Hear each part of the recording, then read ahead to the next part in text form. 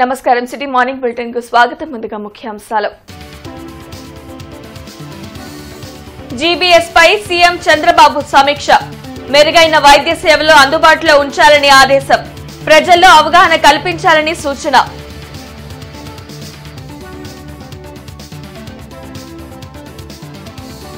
కూటమి ప్రభుత్వం కక్ష సాధింపులకు పాల్పడటం లేదు. అలా జరిగితే వైసీపీ నేతలెవరూ బయట తిరగలేరన్న ప్రభుత్వ సలహాదారు షరీఫ్.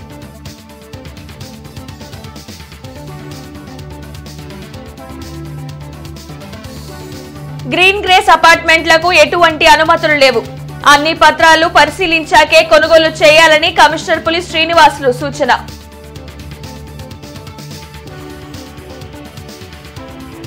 జిల్లాలో పలు కేసులను ఛేదించిన పోలీసులు. 4 అరెస్ట్, 22 బైకులు స్వాధీనం. గంజాయి విక్రయిస్తున్న 2 అరెస్ట్, 24 కేజీల గంజాయి స్వాధీనం. గుడంపాడు నారాకోడూరు మధ్య రోడ్డు ప్రమాదం. ఆటోను ఢీకొట్టిన బస్సు. 3 కూలీల మృతి. జీజీహెచ్ లో క్షతగాత్రులను పరామర్శించి మృతుల కుటుంబీకులను ఓదార్చిన MLA Dhulipalla Narendra. Guillain Barre syndrome పై ఉండవల్లిలోని తన క్యాంపు కార్యాలయంలో సీఎం చంద్రబాబు సమీక్షించారు. పరిస్థితులను ఎప్పటికప్పుడు మానిటర్ చేయాలని అధికారులను ఆదేశించారు. జీబీఎస్ పై ప్రజల్లో అవగాహన కల్పించాలని సీఎం చంద్రబాబు అన్నారు. గులియన్ బారే సిండ్రోమ్ పై ఉండవల్లిలోని తన క్యాంపు కార్యాలయంలో ఆయన సమీక్షించారు. అధికారులకు పలు ఆదేశాలు జారీ చేశారు. వెంటిలేటర్, ఐసీయూలను అందుబాటులో ఉంచాలన్నారు. 85% జీబీఎస్ కేసులు ఒక్క రోజులోనే నయమవుతున్నాయని అధికారులు సీఎంకి వివరించారు. జీబీఎస్ రోగులకు ఆరోగ్యశ్రీ ద్వారా చికిత్సలు అందిస్తున్నట్లు మంత్రి సత్యకుమార్ మీడియాకు వెల్లడించారు. ఇమ్యునోగ్లోబిన్ ఇంజెక్షన్లు సరిపడా అందుబాటులో ఉన్నాయని చెప్పారు. రాష్ట్రంలో ఇప్పటి వరకు 43 జీబీఎస్ కేసులు నమోదు కాగా ప్రస్తుతం 17 మంది చికిత్స పొందుతున్నట్లు వివరించారు. ఈ ఏడాది జనవరిలో 43 జీబీఎస్ కేసులు నమోదు కాగా ప్రస్తుతం 17 మంది వివిధ ఆసుపత్రుల్లో చికిత్స పొందుతున్నారు. గత ఏడాది నమోదైన జీబీఎస్ రోగుల పూర్వాపరాలని క్షుణ్ణంగా పరిశీలించి వ్యాధి సోకడానికి కారణాలు, దారితీసే పరిస్థితుల్ని గుర్తించాలని వైద్య శాఖ ఉన్నతాధికారులను కూడా ఆదేశించడం జరిగింది. తదనుగుణంగా మేము నిరంతరం సమీక్ష నిర్వహిస్తా ఉన్నాం. రాష్ట్రంలో జీబీఎస్ బారిన పడిన వారికి చికిత్స అందించేందుకు సరిపడా ఇమ్యునోగ్లోబిన్ ఇంజెక్షన్లు ఉన్నాయి. మొన్ననే చెప్పారు స్పెషల్ సిఎస్ గారు, ఈ 1 లక్ష జనాభాకి 1-2% ప్రపంచవ్యాప్తంగా ఇదే నమోదవుతా ఉంది.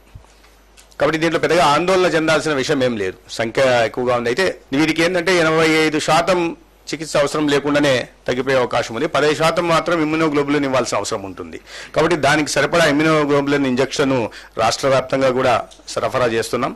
అనంతపురం, గుంటూరు, కడప, కాకినాడ, రాజమహేంద్రం, విశాఖపట్నం జీజీహెచ్లో మొత్తం 749 ఇంజెక్షన్లు ఉన్నాయి. అదనంగా ఏపీ ఎంఎస్ఐడిసి గోడౌన్లలో కూడా 469 ఇంజెక్షన్లు ఉన్నాయి. ఈ కూటమి ప్రభుత్వం కక్ష సాధింపు చర్యలకు పాల్పడితే జగన్ తో పాటు వైసీపీ నేతలు ఎవరూ బయట తిరగరని ఏపీ మైనారిటీ వ్యవహారాల సలహాదారు జనాబ్ మొహమ్మద్ అహ్మద్ షరీఫ్ హెచ్చరించారు. బ్రాడీపేటలో ఏపీ మైనారిటీ వ్యవహారాల సలహాదారు జనాబ్ మొహమ్మద్ అహ్మద్ షరీఫ్ మీడియాతో మాట్లాడారు. వల్లభనేని వంశీ అరెస్టు ప్రభుత్వ కక్ష సాధింపు చర్య కాదని అన్నారు. గతంలో శాసనమండలి చైర్మన్ గా పనిచేసిన సమయంలో నాపై వైసీపీ నాయకులు, మంత్రి కూడా దాడికి పాల్పడి అవమానించారని గుర్తు చేశారు. అందుకే ప్రజలు బుద్ధి చెప్పారని అన్నారు. ఈ కూటమి ప్రభుత్వం వైసీపీ నేతలపై ఎటువంటి కక్ష సాధింపు చర్యలకు దిగడం లేదని అన్నారు. చట్ట ప్రకారమే నేరాలకు పాల్పడిన వారిని అరెస్టులు చేస్తున్నారని పేర్కొన్నారు. కానీ నేరాలు చేసే వ్యక్తులను కాపాడాలని జగన్మోహన్ రెడ్డి ప్రయత్నించడం సిగ్గుచేటని మండిపడ్డారు. ఏదైతే వల్లభనేని వంశీ అరెస్ట్ కావటం ఇది ప్రభుత్వ పరంగా కక్ష సాధింపు చర్య అని ఈరోజు ప్రచారం చేయడానికి ప్రయత్నం చేస్తున్నారు. కానీ ఇది అవాస్తవం. ఏవైతే ఆయన గత ప్రభుత్వం యొక్క అండని, జగన్మోహన్ రెడ్డి గారి అండని చూసుకుని విర్రవేగాడో, నోటికి వచ్చినట్టు మాట్లాడాడో, ప్రజాస్వామ్యాన్ని కూనీ చేస్తూ ఏ పార్టీ ద్వారా ఎన్నికయ్యాడో ఆ పార్టీనే వెన్నుపోటు పొడిచాడో వాటన్నిటికి కూడా ప్రజలు సమాధానం చెప్పారు. ఆయన చిత్తుగా ఓడించి ఆయన ఎమ్మెల్యేగా నువ్వు అర్హుడు కాదు అని ప్రజలు శిక్షించారు. మరి శాసన మండలికి నేను చైర్మన్గా ఉన్నప్పుడు మరి నిండు సభలో ఆనాడు నన్ను అవమానించపరిచారు, లేని మాటలు చెప్పారు, దాడి చేసే ప్రయత్నం చేశారు. ఒక మంత్రి అయితే నా మీద దాడి కూడా చేశారు. బుడంపాడు నారా కోడూరు మధ్య రోడ్డు ప్రమాదం జరిగింది. కూలీలతో వెళ్తున్న ఆటోను పల్లెవెలుగు బస్సు ఢీకొట్టింది. ఈ ఘటనలో 3 కూలీలు మృతి చెందారు. పొట్టకూటి కోసం పనులకు వెళ్తున్న కూలీలను బస్సు రూపంలో మృత్యువు కబలించింది.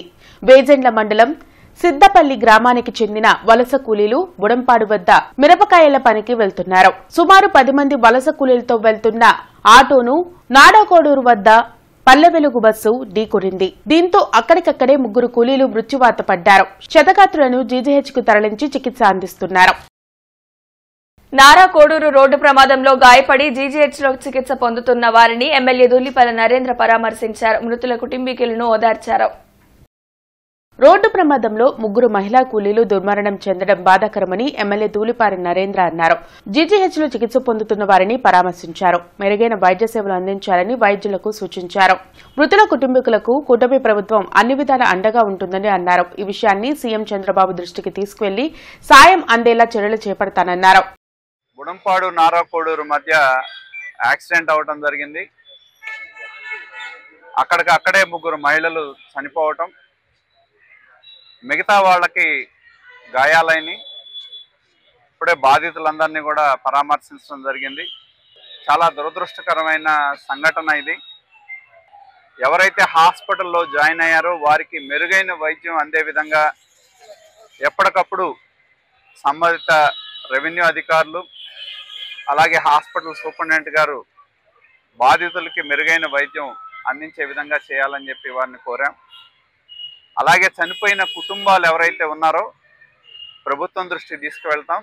ఆ కుటుంబాలకి ముఖ్యమంత్రి గారి దృష్టికి కూడా తీసుకువెళ్ళి ఆ కుటుంబాలకి ఆర్థిక సహాయం అందించే విధంగా, పోయిన మనుషులను అయితే మేము తిరిగి తీసుకురాలేం కాబట్టి ఆ కుటుంబాలకి ఆర్థిక సహాయం అందించే విధంగా ప్రభుత్వం దృష్టికి తీసుకువెళ్ళి రోడ్డు ప్రమాదం జరిగిన రహదారిని మరింత విస్తరించే అంశాన్ని ఎంపీల ద్వారా కేంద్ర ప్రభుత్వం దృష్టికి తీసుకువెళ్తామన్నారు. ఏదైతే ఆ రోడ్డు బుడంపాడు మీదుగా పొన్నూరు వెళ్లే రోడ్డు ఏదైతే ఉందో నేషనల్ హైవేస్ వారిని అప్గ్రేడేషన్ కింద ప్రతిపాదనలు ఎన్ని కానీ కేంద్రం దగ్గర అవన్నీ కూడా పెండింగ్ లో ఉన్నాయి. మాకున్న డేటా ప్రకారం కూడా దాదాపు 22,000 వెహికల్స్ ఆ రోడ్డు మీదుగా ప్రయాణించే ఇది ఉంది. కాబట్టి ఆ నేపథ్యంలో నేషనల్ హైవేస్ కింద అప్గ్రేడేషన్ చేయాల్సిన ప్రధానమైన రోడ్లో కూడా అది ఉంది. అది మన ఎంపీ గారు కేంద్ర మంత్రి గారి దృష్టికి కూడా తీసుకెళ్ళాం. అలాగే బాపట్ల ఎంపీ ఎవరైతే ఉన్నారో వాళ్ళ దృష్టికి కూడా తీసుకెళ్ళడం జరిగింది. వేమూరు ఎమ్మెల్యే నక్క ఆనంద్ బాబు చుండూరులో ఎమ్మెల్సీ ఎన్నికల ప్రచారాన్ని నిర్వహించారు. చుండూరు జిల్లా పరిషత్ హైస్కూల్, చుండూరులోని సోషల్ వెల్ఫేర్ స్కూల్, వేటపాలెం గ్రామంలోని జిల్లా పరిషత్ హైస్కూల్, ఎడ్లపల్లి గ్రామంలోని జిల్లా పరిషత్ హైస్కూల్లోని ఉపాధ్యాయులను కలిసి ఆలపాటి రాజాకి పట్టభద్రుల ఎన్నికల్లో తమ మద్దతు తెలిపి మొదటి ప్రాధాన్యత ఓటు వేసి గెలిపించాల్సిందిగా నక్క ఆనంద్ బాబు కోరారు. 8 నెలలు అవుతుంది ప్రభుత్వం వచ్చి, అన్ని సమస్యలు పరిష్కారం అవుతాయి అతి త్వరలో. వాటిని దృష్టిలో పెట్టుకొని మీరు సమస్యల గురించి అని కాదు మీకు చెప్పాలి కాబట్టి నేను చెప్తున్నాను. తప్పనిసరిగా ఇది ఫ్రెండ్లీ గవర్నమెంట్, మీ అందరితో స్నేహపూర్వకంగా వెళ్ళేటటువంటి ప్రభుత్వం. మీకు మేము, మాకు మీరు, ఎక్కడ కూడా బేస్ చేయాలని తావలేదు. నా గురించి ప్రత్యేకంగా మీకు చెప్పుకోవాల్సిన అవసరం ఉందని కూడా నేను అనుకుంటున్నాను. కాబట్టి ప్రత్యేకంగా మీరు కూడా ఆలోచన చేసి ప్రత్యేకమైన శ్రద్ధతో రేపు జరిగే ఎన్నికల్లో అత్యధిక ఓట్లు వేసి మొదటి ప్రాధాన్యత ఓటు. ఈ ప్రిఫరెన్షియల్ ఓటింగ్ సిస్టమ్ మీద మీకు కొంత అవగాహన ఉంటుంది. 1 అనే అంకె ఆలపాటి రాజేంద్ర ప్రసాద్ గారి పేరుకి ఎదురుగా 1 అనే అంకె మాత్రమే వేసి మొదటి ప్రాధాన్యత క్రమంలోనే ఆయన గెలిపించే దానిలో అందరూ కృషి చేయాలని చెప్పి కోరుకుంటా ఉన్నాను. గ్రీన్ గ్రేస్ అపార్ట్మెంట్ కు ఎలాంటి అనుమతులు లేవని కొనుగోలుదారులు అన్ని పత్రాలు పరిశీలించాకే కొనుగోలు చేయాలని కమిషనర్ పులి శ్రీనివాసులు తెలిపారు. మున్సిపల్ కార్పొరేషన్ కార్యాలయంలో ఏర్పాటు చేసిన మీడియా సమావేశంలో కమిషనర్ పులి శ్రీనివాసులు గ్రీన్ గ్రేస్ అపార్ట్మెంట్ వివరాలను వెల్లడించారు. కేవలం G+4 కోసం మాత్రమే టౌన్ ప్లానింగ్ ద్వారా అనుమతులు పొందారని అన్నారు. గ్రీన్ గ్రేస్ అపార్ట్మెంట్లో గృహప్రవేశం జరిగినట్లు తమ దృష్టికి వచ్చిందని అన్నారు. గ్రీన్ గ్రేస్ అపార్ట్మెంట్ పూర్తి వివరాలను పరిశీలించేందుకు కార్పొరేషన్ నుండి కమిటీని ఏర్పాటు చేయడం జరిగిందని తెలిపారు. Construction, railway NOC, soil test, pollution, fire NOC తదితర అంశాలను కమిటీ పరిశీలిస్తుందన్నారు. కమిటీ నివేదిక వచ్చాక పూర్తి వివరాలను వెల్లడిస్తామని కమిషనర్ పులి శ్రీనివాసులు తెలిపారు. ఇక్కడికి వెళ్ళిన ప్రతిసారి కూడా నాకు అక్కడ యాక్టివిటీస్ ఏం జరగట్లేదు అని చెప్పేసి రిపోర్టు చెప్తూ ఉన్నారు. సరే, ఏదేమైనా కూడా నిన్నటి రోజున అక్కడ ప్లాట్స్ కొనుక్కున్నటువంటి ఒక ప్లాట్ ఓనరు ఒక గృహప్రవేశం చేశారని నేను మీడియాలో చూడటం జరిగింది. ఎందుకంటే నేను వెళ్ళిన రోజు అక్కడ ఉన్నటువంటి టవర్స్ అన్నీ కూడా అప్పటిదాకా జరిగిన వర్క్ అంతా కూడా స్కెల్టన్ మాత్రం ఉంది. స్కెల్టన్ ఎక్కడ కూడా మీకు ఫుల్ ఫ్లెడ్జ్డ్ వర్క్ జరిగి గృహప్రవేశానికి రెడీగా ఉండేటటువంటి హౌస్ ఫ్లాట్ నేను చూడాల. ఆ రోజు నాతో పాటు వచ్చినటువంటి మా సిబ్బంది అంతా కూడా ఫొటోస్ తీశారు, వీడియోస్ తీశారు, అన్నీ ఉన్నాయి. మరి తర్వాత వర్క్ జరగకపోతే ఇవన్నీ ఎలా వచ్చాయనేది ఒక క్వశ్చన్ మార్క్ లీడర్షిప్లో. దీంట్లో టౌన్ ప్లానింగు, ఇంజనీరింగు, శానిటరీ విభాగం వీళ్ళందరూ కూడా ఉన్నారు. వాళ్ళు ఈరోజు ఆ సైట్ని విజిట్ చేయడం జరిగింది. సైట్ విజిట్ చేశారు. నేను వాళ్ళు రిపోర్ట్ కోసం వెయిట్ చేస్తున్నాను. ఆ రిపోర్ట్ ఏంటంటే నేను వెళ్ళిన రోజు ఉన్నటువంటి స్టేటస్ ఏంటి, ఈ రోజు ఉన్నటువంటి స్టేటస్, ఆ వేరియేషన్ అది కరెక్ట్గా చూపించి నాకు రిపోర్ట్ చేయమని చెప్పాము. వాళ్ళు ఫైండింగ్స్ ఏది ఉంటే అది రిపోర్ట్ ఇస్తారు. ఆ రిపోర్ట్ని బట్టి ఫర్దర్గా మేము స్టెప్స్ తీసుకోవడం జరుగుతుంది. ఒకవేళ జిఎంసీ అధికారుల యొక్క పాత్ర దానిలో ఇన్వాల్వ్ అయితే డెఫినెట్గా వాళ్ళ మీద యాక్షన్ ఇనిషియేట్ చేయడం జరుగుతుంది. జిల్లాలో జరిగిన రోడ్డు ప్రమాదంపై ముఖ్యమంత్రి చంద్రబాబు నాయుడు విచారం వ్యక్తం చేశారు. కూలీలతో వెళ్తున్న ఆటోను బుడంపాడు సమీపంలో ఆర్టీసీ బస్ ఢీకొని 3 వ్యవసాయ కూలీలు మృతి చెందడంపై ఆవేదన వ్యక్తం చేశారు. కూలీ పనుల కోసం వెళ్తున్న మహిళలు ప్రమాదంలో ప్రాణాలు కోల్పోవడం తీవ్ర విచారకరమన్నారు. మృతులు అరుణకుమారి, నాంచారమ్మ, సీతారామమ్మ కుటుంబాలను ఆర్థికంగా ఆదుకుంటామని ముఖ్యమంత్రి అన్నారు. క్షతగాత్రులకు మెరుగైన వైద్యం అందించాలని అధికారులను ఆదేశించారు. జిల్లాలో నేరాలకు పాల్పడుతున్న 6గురిని అరెస్ట్ చేసి 22 బైకులు, 24 కిలోల గంజాయిని పోలీసులు స్వాధీనం చేసుకున్నారు. ఎస్పీ కార్యాలయంలో జరిగిన మీడియా సమావేశంలో SP Satish Kumar, trainee SP Dikshita, additional SP Supraja పాల్గొన్నారు. జిల్లాలో జరుగుతున్న దొంగతనాల గురించి, పాత నేరస్తులపై నిఘా పెట్టామని ఎస్పీ సతీష్ కుమార్ తెలిపారు. పలు స్టేషన్ల పరిధిలో బైక్ దొంగతనాలు చేస్తున్న 4గురిని అదుపులోకి తీసుకుని 11 లక్షల విలువైన 22 బైకులు స్వాధీనం చేసుకున్నామని తెలిపారు. అంతేకాకుండా లంబసింగి నుంచి గంజాయి తెచ్చి విక్రయిస్తున్న 2 అదుపులోకి తీసుకుని 2,40,000 విలువ చేసే 24 కిలోల గంజాయిని స్వాధీనం చేసుకున్నామని ఎస్పీ వెల్లడించారు. దొంగలించిన బైకులను OLX లో పెట్టగా నర్సరావుపేటకు చెందిన సీతారెడ్డి కొనుగోలు చేస్తున్నాడని, అతనిపై కూడా కేసు నమోదు చేశామని అన్నారు. నేరాలకు పాల్పడే వారు ఎవరినైనా వదిలిపెట్టమని ఎస్పీ సతీష్ కుమార్ హెచ్చరించారు. ఈ వ్యక్తి పైన ఒక బైక్ ఫండ్స్ కేసు గతంలో ఉంది. సో బేస్డ్ ఆన్ ఇన్ఫర్మేషన్ ఈ మణికంఠాన్ని మనం అరెస్ట్ చేయడం జరిగింది. అరెస్ట్ చేసిన తర్వాత అంటే పికప్ చేసిన తర్వాత బేస్డ్ ఆన్ ఇన్వెస్టిగేషన్ లంబసింగి నుంచి గంజా తీసుకొని రావడం చెప్పడం జరిగింది. సో అక్కడ మనం టీంని పంపించడం జరిగింది. మన బ్యాక్వర్డ్ లింక్ వరకు కూడా ఎఫర్ట్స్ పెడుతున్నాం కాబట్టి సో లంబసింగి టీం పంపించాము. రెండవది మన బైక్ అఫెన్స్ రీసెంట్ టైమ్స్లో మన పాత అఫెండర్స్ ఎవరెవరు మన దగ్గర సస్పెక్ట్ షీట్స్ ఉన్నాయో వాళ్ళపైన కొన్ని కంటిన్యూస్గా నిఘా పెడుతున్నాము. నేను అది లాస్ట్ టైం కూడా చెప్పాను.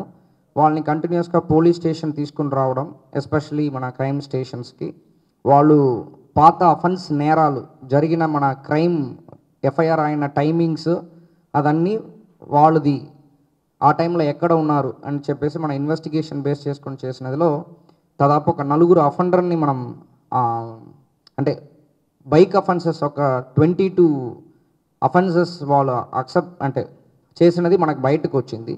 దాని మేరకు 4గురిని మనం అరెస్ట్ చేయడం జరిగింది. దాంట్లో ఫస్ట్ పటాపురం పోలీస్ స్టేషన్లో ఇతరుని అరెస్ట్ చేయడం జరిగింది.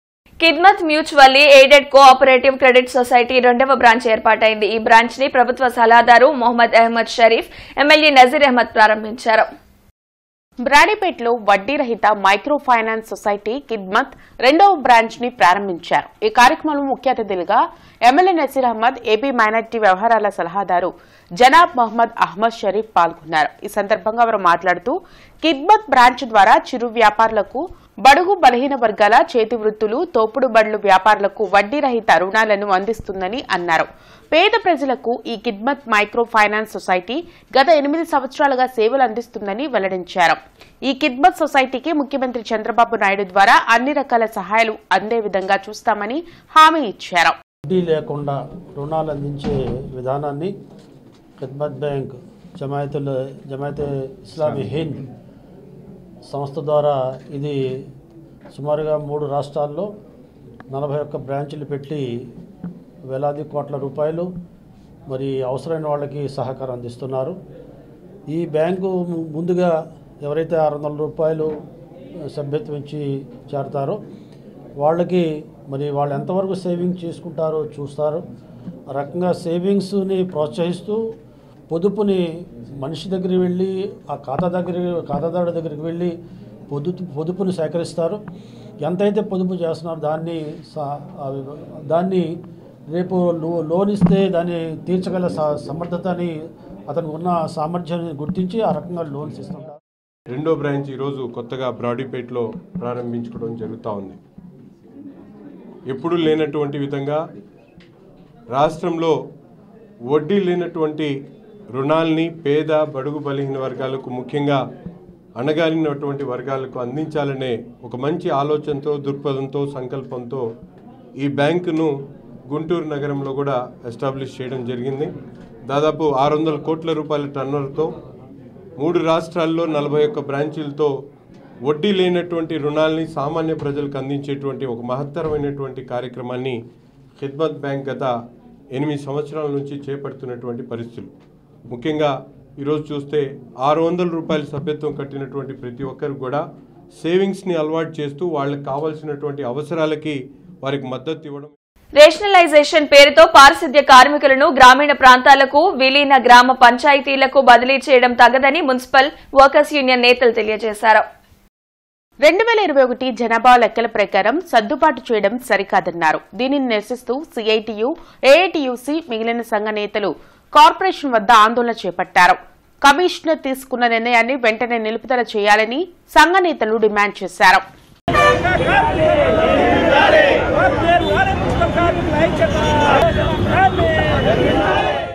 ఏదైతే వర్కర్లు ఎక్కువ ఉన్నారని మరి గ్రామీణ ప్రాంతాలకి, ఏదైతే పంచాయతీలు, విలీన పంచాయతీలకి పంపేదాన్ని నిర్ణయం తీసుకోవడం జరిగింది.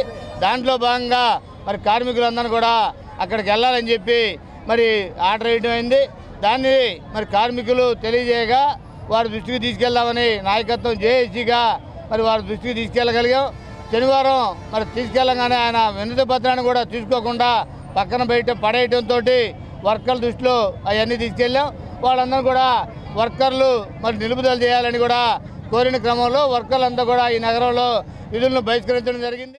వర్కర్స్ ఎక్కువ ఉన్నారనే నెపంతో మరి లాలపేట కానీ, పట్నం బజార్ కానీ, నగరంపాలెం కానీ అనేక డివిజన్లో 262 మందిని వివిధ డివిజన్లకి సర్దుబాటు చేయడం జరుగుతుంది రేషనలైజేషన్ పేరు మీద. కానీ ఇప్పటికే అనేక డివిజన్లో వర్కర్స్ కొరత ఏర్పడి అనేక సంవత్సరాల నుంచి వాళ్ళు పని ఇబ్బందులు కలుగుతూ ఉన్నారు. ఆ పని భారం తగ్గించమని చెప్పి అడిగితే వర్కర్లని పెంచాల్సింది పోయి ఉన్న వర్కర్లు ఎక్కువ అయ్యారని చెప్పని అనేక డివిజన్లో చాలా మందిని తీసేయడం జరుగుతుంది. దానివల్ల మిగతా కార్మికుల మీద పని భారం ఎక్కువ అవుతుంది. అలాగే ప్రజలు కూడా ఇబ్బంది పడతారు ఈ విధంగా.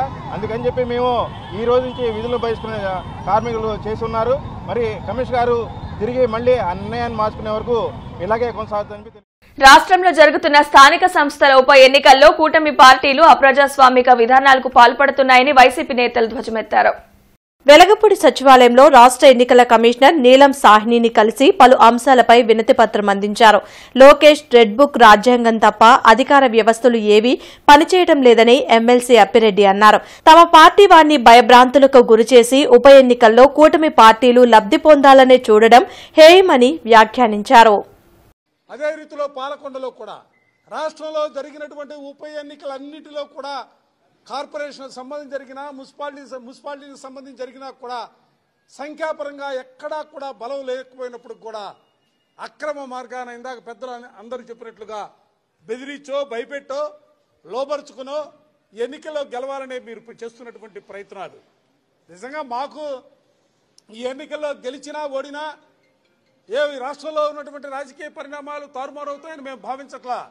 లేదా వైఎస్ఆర్ కాంగ్రెస్ పార్టీ ఏదో ఆకాశాన్ని అంటుకుంటుందనే రీతిలో మేము మాట్లాడతల్లా. మేము కావాలనుకునేది కోరుకునేది ఈ రాష్ట్రంలో ప్రజాస్వామ్యం బతకాలా, ప్రజాస్వామ్య విలువల్ని కాపాడాలా, వ్యవస్థల అటు కోసం పనిచేయాలా.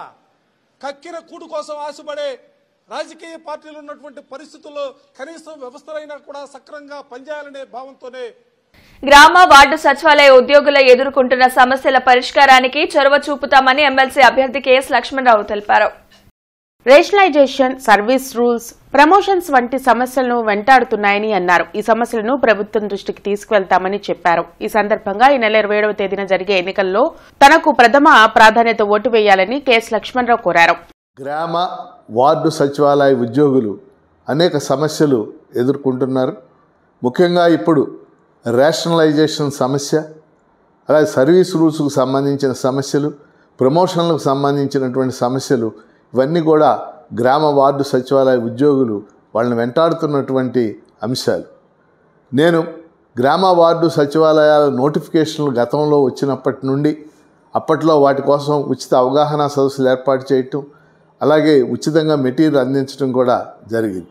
ఇప్పుడు కూడా ఖచ్చితంగా గ్రామ వార్డు సచివాలయ ఉద్యోగులు వాళ్ళ సమస్యలను పరిష్కరించడంలో రాష్ట్ర ప్రభుత్వానికి ప్రాతినిధ్యం చేస్తానని, రాష్ట్ర ప్రభుత్వంపై ఒత్తిడి తెస్తానని తెలియజేస్తారు.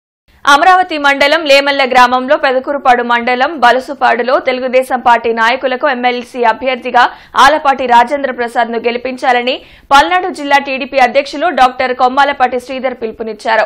గ్రామంలో ఓటు ఉన్న ప్రతి వ్యక్తిని కలిసి ఓటు వేసి ఆలపాటిని గెలిపించాలని కోరారు. ఏప్రిల్ 6న జరగబోయే అష్టమ శ్రీరామనవమి మహోత్సవ శోభాయాత్ర ఆహ్వాన పత్రికను శ్రీరామ ఉత్సవ సమితి ఆధ్వర్యంలో ఆవిష్కరించారు. గార్డెన్స్ వెంకటేశ్వర స్వామి దేవస్థానంలోని పద్మావతి కళ్యాణ వేదికలో శ్రీరామనవమి శోభాయాత్ర ఆహ్వాన పత్రికను దేవాలయ అధ్యక్షులు మస్తానయ్య, ధార్మిక పరిషత్ అధ్యక్షులు బొల్లేపల్లి సత్యనారాయణ ఆవిష్కరించారు. ఈ సందర్భంగా వారు మాట్లాడుతూ శ్రీరామనవమి సందర్భంగా ఏప్రిల్ 6న వెంకటేశ్వర స్వామి దేవాలయం నుండి భారీ రథయాత్ర నిర్వహిస్తామని వెల్లడించారు. కావున భక్తులు యావత్ మంది అధిక సంఖ్యలో పాల్గొని రథయాత్ర జయప్రదం చేయాలని కోరారు. ఈ కార్యక్రమంలో కార్పొరేటర్ ఈరంటి వరప్రసాద్, రాజేష్, లక్ష్మి, యశ్వంత్, సాయి కుమార్ తదితరులు పాల్గొన్నారు. ఈ భారీ శోభాయాత్ర రథయాత్ర ఇక్కడ బృందావన్ గార్డెన్స్ దేవాలయం, వెంకటేశ్వర స్వామి దేవాలయం నుంచి కూడా ప్రతి సంవత్సరం ప్రారంభించడం జరుగుతూ ఉంది. ఆ విధంగా ఇక్కడ కార్యక్రమం ప్రారంభమైన ఈ 7 సంవత్సరాలు కూడా దిగ్విజయంగా జరిగింది. కాబట్టి ఈ సంవత్సరం కూడా ఇక అదే ఆనవాయితీగా ఇక్కడ నుంచి శ్రీరామనవమి రోజు ఈ భారీ రథయాత్ర ప్రారంభించడానికి నిర్వాహకులందరూ కూడా, కమిటీ అందరూ కూడా, ఉత్సవ కమిటీ అందరూ కూడా తగు సన్నాహాలు చేస్తూ సంవత్సరం కూడా పెరుగుతూ ఉన్నారు. గత సంవత్సరం చూస్తే దాదాపు సుమారు ఈ శోభాయాత్రలో దాదాపు 10,000 మంది పైగా హిందువులు అందరూ పాల్గొని శోభాయాత్రని దిగ్విజయం చేశారు. అట్లాగే ఈ సంవత్సరం కూడా అందరూ హిందువులు కానీ రామభక్తులు అందరూ కానీ పాల్గొని ఏదైతే మొదలు ప్రారంభించారో బృందావన్ గార్డెన్స్ వెంకటేశ్వర స్వామి వారి దేవాలయం వద్ద నుంచి పెద్దల ఆశీస్సులతో శోభాయాత్ర మొదలుపెట్టి దిగ్విజయంగా యాత్రని పూర్తి చేయాలని చెప్పి అందరినీ పేరు పేరున కోరుకుంటా ఉన్నాను. కేంద్రంలో నరేంద్ర మోడీ 3వసారి అధికారంలోకి వచ్చిన తర్వాత ప్రవేశపెట్టిన మొదటి బడ్జెట్లో సామాన్యులకు చోటు లేకపోవడంపై వామపక్ష పార్టీలు ఆగ్రహం వ్యక్తం చేశాయి. పేద ప్రజల ప్రయోజనాలకు తూట్లు పొడిచి బడా పారిశ్రామికవేత్తలకు అనుకూల బడ్జెట్ను ప్రవేశపెట్టిందని మండిపడ్డాయి. కేంద్ర ఆర్థిక మంత్రి నిర్మలా సీతారామన్ 8వసారి ప్రవేశపెట్టిన బడ్జెట్ను వ్యతిరేకిస్తూ గుంటూరు శంకర్ విలాస్ సెంటర్లో వామపక్ష పార్టీలు నిరసన తెలియజేశాయి. ఇది ప్రజా వ్యతిరేక బడ్జెట్ అంటూ నినదించాయి. ఈ సందర్భంగా సిపిఐ నగర కార్యవర్గ సభ్యులు రావుల అంజిబాబు అధ్యక్షతన జరిగిన ఈ కార్యక్రమంలో సిపిఎం రాష్ట్ర కార్యవర్గ సభ్యులు ఎం సూర్యారావు మాట్లాడారు. మోదీ 3వసారి అధికారంలోకి రావడానికి చంద్రబాబు పార్టీ ఊతకర్రలా మద్దతిచ్చినప్పటికీ కేంద్ర బడ్జెట్లో రాష్ట్రానికి మొండిచేయి చూపించారని అన్నారు. ఈ రోజున మరి సామాజిక పెన్షన్కి సంబంధించి పెంపుదలకు సంబంధించి కూడా మరి బడ్జెట్లో కేటాయింపులు చేయాల్సిన అవసరం ఉంది. ఆ ప్రక్రియ మరి లేని ఖర్చులను కూడా మనం గమనిస్తానన్నాం. అట్లాగే రేట్లన్నీ పెరిగిపోయినప్పటికీ సోదరులు చెప్పినట్టు ఈరోజు డీజిల్ పెట్రోల్కి సంబంధించి ఏదైతే మరి పన్నులకు సంబంధించి మనకు రావాల్సిన ఉన్నాయో అది తప్ప వాటిల్లో మరి కేటాయించి మరి పెట్రోల్ డీజిల్ ధరలను తగ్గించే ఆలోచన మరి బడ్జెట్లో ఏమి కూడా లేని పరిస్థితులు మరి రాష్ట్రంలో మరి మన వాటాలు తీసుకొస్తున్నారు తప్ప మనకు రావాల్సిన మరి నర్సరావుపేటలో కూటమి అభ్యర్థి ఆలపాటి రాజేంద్ర ప్రసాద్ కి ఓటు వేసి గెలిపించాలని కూటమి నేతలు ప్రచారం నిర్వహించారు. గ్రాడ్యుయేట్ ఎమ్మెల్సీ ఎన్నికల సందర్భంగా నర్సరావుపేట పట్టణంలో పలు ప్రాంతాల్లో ప్రచారం చేసి గ్రాడ్యుయేట్స్ ని కూటమి అభ్యర్థి ఆలపాటి రాజేంద్ర ప్రసాద్ కి తమ మొదటి ప్రాధాన్యత ఓటు వేసి అఖండ మెజార్టీతో గెలిపించాలని AP technology services chairman Narasaraopet పరిశీలకులు మనవ్ మోహన్ కృష్ణ కోరారు. క్రోసూరు మండలం బయ్యవరం గ్రామంలో అయ్యప్ప స్వామి దేవాలయంతో పాటు వినాయక స్వామి, కుమారస్వామి దేవాలయాలకు శంకుస్థాపన జరిగింది. వినాయక గుడిదాత రంగిశెట్టి భాస్కర్ రావు, మందడి నారాయణ దంపతులు మరియు కుమారస్వామి దేవాలయ దాతలు వెంకట్రామయ్య, సతీష్ దంపతులు పాల్గొని గ్రామ పెద్దలు కమిటీ సమక్షంలో శంకుస్థాపన చేశారు. ఈ గుడి కట్టడం ఆనందదాయకమని గ్రామ ప్రజలు తెలిపారు. ఉమ్మడి కృష్ణా గుంటూరు పట్టభద్రుల ఎమ్మెల్సీ ఎన్నికలకు సంబంధించి ప్రిసైడింగ్ అధికారులు, మైక్రో అబ్జర్వర్లకు నిర్వహించిన శిక్షణ కార్యక్రమంలో రిటర్నింగ్ అధికారి జిల్లా కలెక్టర్ ఎస్ నాగలక్ష్మి, జేసీ భార్గవ్ తేజ, జిల్లా రెవెన్యూ అధికారి ఖాజావలితో కలిసి పాల్గొన్నారు. ఈ సందర్భంగా కలెక్టర్ మాట్లాడుతూ ప్రిసైడింగ్ అధికారులు ఎన్నికలు జరిగే ముందు రోజే డిస్ట్రిబ్యూషన్ సెంటర్ నుంచి పూర్తి స్థాయిలో పోలింగ్ సామాగ్రి తీసుకుని పోలింగ్ కేంద్రాలకు వెళ్లి పూర్తి ఏర్పాట్లు చేసుకోవాలని సూచించారు. కలెక్టరేట్లోని వీడియో కాన్ఫరెన్స్ హాల్లో జిల్లా కలెక్టర్ ఎస్ నాగలక్ష్మి 10వ తరగతి పబ్లిక్ పరీక్షల నిర్వహణపై అధికారులతో సమన్వయ కమిటీ సమావేశాన్ని నిర్వహించారు. ఈ సందర్భంగా జిల్లాలో 10వ తరగతి పరీక్షలు విద్యార్థులకు ఇబ్బందులు లేకుండా ప్రశాంత వాతావరణంలో సజావుగా జరిగేలా అధికారులు సమన్వయంతో పటిష్ట ప్రణాళిక ప్రకారం చర్యలు తీసుకోవాలని ఆదేశించారు. ఈ వార్త ఇంతటితో సమాప్తం. నమస్కారం.